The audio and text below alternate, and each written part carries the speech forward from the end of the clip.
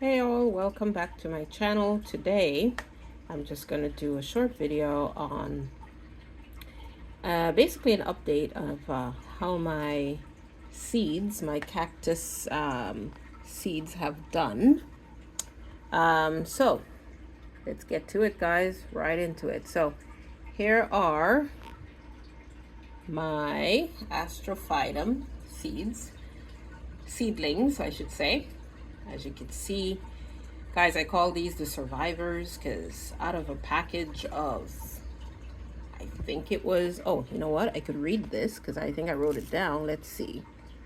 Let's see if I got it on here. March 12th. I don't know. Let's just say, I think it was 50 seeds. Guys, look at this. I have 7. Yep, 7. And it's my fault. This was my very first time growing cactus seeds, guys, so I can't even, kick myself too hard.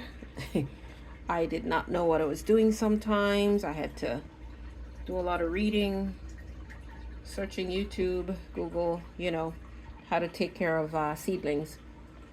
And I let them, I had to experiment with the soil mixes as they grew. And I had them in akadama, a lot of akadama, and that was not working for them because they dried out way too fast. And after reading that cactus seedlings, I should say, they kind of behave like tropical plants when they're little seedlings until they mature and they're strong enough or capable of holding their own in terms of water storage. And yeah, so last week, I think it was the last weekend, I decided, oh my gosh, before they all kicked the bucket, let me, because they were looking sickly, guys. Look at this one. You can see that the struggle has been real. Do you see like the dried area? If I zoomed in, you can see the color difference. I don't know if I could point it out to you, but let's see if I could do it. So you see the part here, I got dirt on my nails. This part here is green, nice and green, and this part here is kind of beigey white. And you can see that on all of them basically. That's neglect. That's not giving them what they needed from me. Let's go to the other pot, yeah. So I transplanted them, guys, into basically Miracle-Gro, what's it called? Cactus and succulent and palm mix. And all I did was add a very tiny amount of akadama in there to make sure they had enough drainage, guys. And they plumped right back up. So I was right when I said, yeah, they're definitely dehydrated. So fingers crossed, guys. You see that? Fingers crossed, say a prayer or two, and everything else, cross your toes. I'm crossing my toes. These 7 last astrophytums, and I don't know what kind they are. They're just astrophytums because it's a mix I bought. They'll make it. I pray they do, because I really want astrophytums, guys, and they're pretty pricey when you try and buy them as adults. So I've been growing these for, well, you can see it on here actually. Where is it? March 2024, yep, is when I sowed these seeds. It is now April of 2025. So basically 1 year, guys. This is how we get 1 year. This is how far they've come. Okay, now this is not where they live. I just have them on my work desk right here so I can show you guys up close. I'll show you where they actually live. Okay, they live up here. See that? Underneath my Scentsy bulbs, which have attached to the wall in a bracket, and they hang over my prized collection of succulents and cacti. So, oh, and guys, I didn't buy these seeds. I got it from these plants here. I harvested the seeds from one of my cactus, feather cactus, my mother fed the cactus. I harvested the seeds and just literally threw them on potting mix, and they grew. I've had this now since I think 2023, but I didn't take any care of how to sow them. I didn't do any research. I literally just sowed them, and funny enough, they actually look better than the ones I fuss over. Go figure, right? Anyway, I put them back in their home. This is where they live. Okay, they get about 12 hours of light, grow lights every day, and they're looking pretty good. There's my, still experimenting on it, Euphorbia obesa. It doesn't look too obesa to me. It looks elongated. I don't know why, because this light is extremely strong. So I was reading that some people had the same issue, so I'm trying to figure out what's going on. I don't know, maybe I should remove it from the akadama, guys. It's growing in a lot of akadama. It probably needs more water, more moisture retentive soil, to be honest. So we will see, but I thought I'd give you an update. Now, guys, what I'm really proud of myself for, I gotta bring it down to show you guys. I've got to show you. Look at these. My, what do you call these things again? Oh, hold on, let me zoom. Do you guys see that? Yay!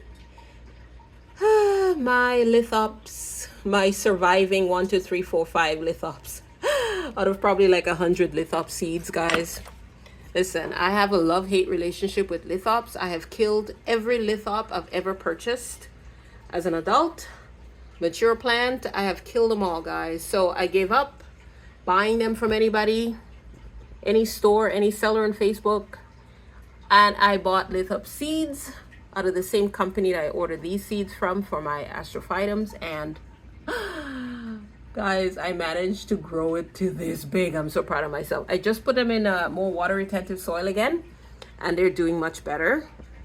And then, okay, let me just put you back. Almost dropped it. Almost dropped my beautiful Echeveria elegans. Ace. Anyway, let me go over and show you guys the last seedling right in here that I have. And this is this. Right now, not looking spectacular or anything of the sort, but this, guys, is a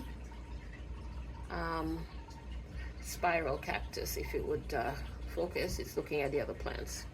But yeah, this is the other seedling. I had another one, but thrips got it, crazy enough. But this is the lone survivor, guys.